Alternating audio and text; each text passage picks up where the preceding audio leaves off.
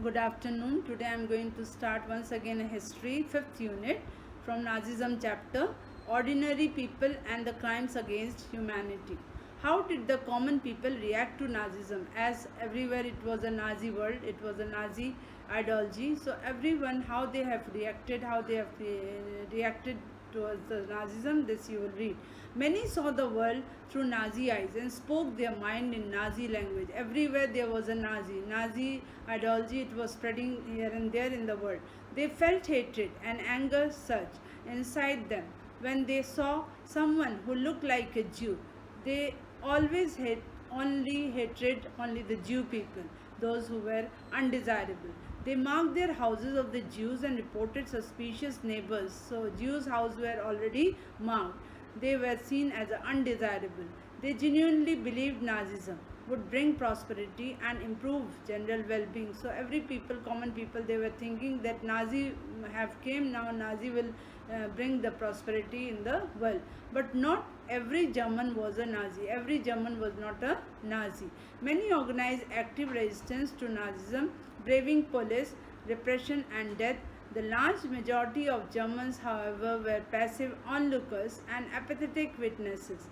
They were too scared to act, to defer, to protest. They preferred to look away.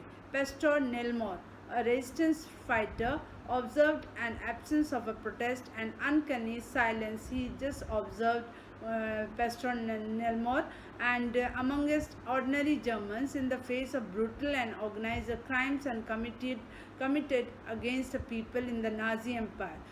He wrote movingly about this silence. So some of the words are written here, and the Pastor Nelmore had already seen what it is written. And on page number 71, box 1, you will read it thoroughly. Then come to the page number 72. 72, it's given here.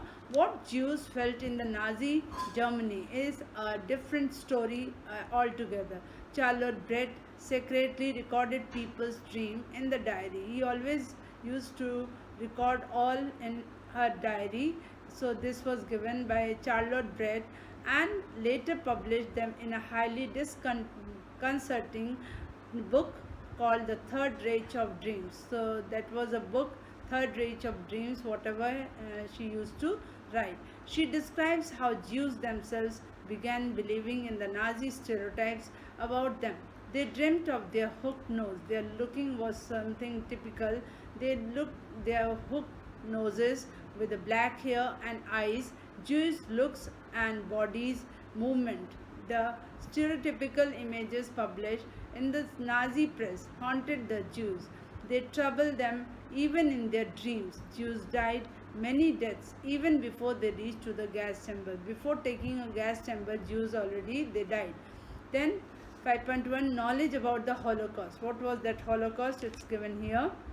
Information about Nazi practices had trickled out of the Germany during the last years of the regime, but it was only after the war ended and Germany was defeated that the world came to realize the horrors of what had happened.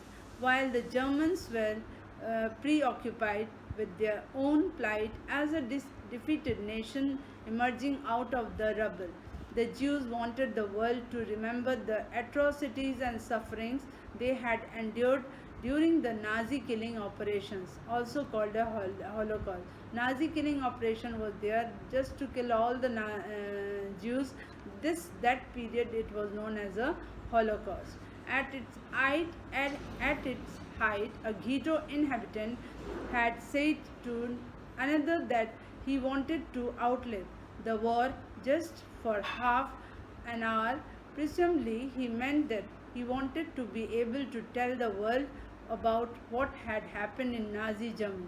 This indomitable spirit to bear a witness and to preserve the documents can be seen in many ghetto and camp inhabitants who wrote diaries, kept notebooks, and created archives. On the other hand, when the war seemed lost, the Nazi leadership distributed petrol to functionaries to destroy all the discriminating evidence available in the offices. So he ordered that all to destroy with the petrol whatever he had written in his period about the Jews.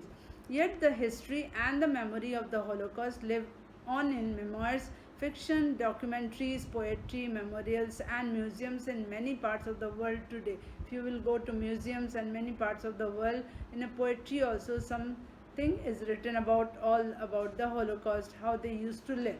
These are a tribute to those who resisted it, an embarrassing reminder to those who collaborated, and warning to those who watched in a silence. So if you will go to a world museum anywhere, you will see how during the Nazi time how the Jews they used to live. You can know, you can see from there. Now on page number 73, some Mahatma Gandhi's writes to Hitler, something is written here, letter to Adolf Hitler also. So you just go through it, read it once again, and later on I will give you question answers.